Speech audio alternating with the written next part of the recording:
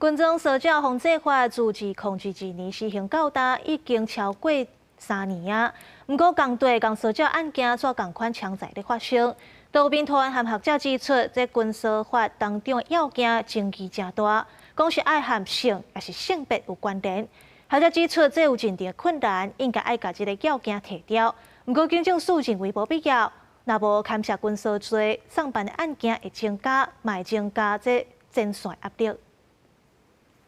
军中搜查防治法施行到今已经3年多，拜五立法院召开修法公听会，学者指出有一寡去互青云人军队所谓搜调等等，因为可能无下军搜法当中构成要件爱含性，也是性别有关认定较困难，应该爱提掉。另外，民团嘛批评保护令的申请平均时间超过1个月，应当缩短，也是增加紧急保护令。把这个性与性别这个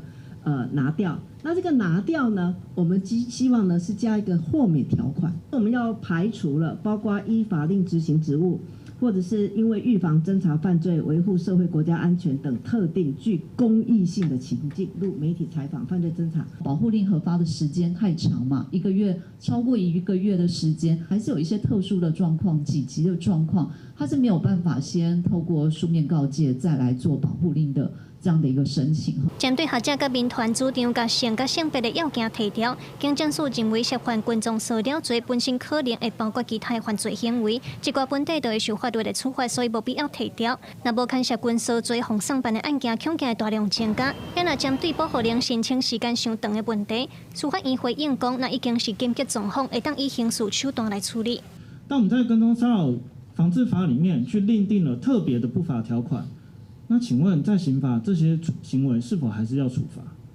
那基本上这个排除条款没有排除任何的东西，它还是一样，全部都进来跟踪骚扰防治法。已经涉及刑事犯罪了，依照刑事诉讼法相关强制处分的规定，其实在检警介入之下，可以直接拘束行为人的人身自由。那比如说预防性羁押等等的。根据检察机关的统计，这3年来军搜案件有10017件，平均大概分局逐个月所受理的案件无到2件。民团指出案量根本无警政署所想的遐多，嘛呼吁警政署提出实际的统计，什么是和性甲性别无关系的，卖互受害者因为认定困难继续受到拖磨。针对这点，目前要搁来继续讨论共识。记者卢尚珠、郑俊尧台北报道。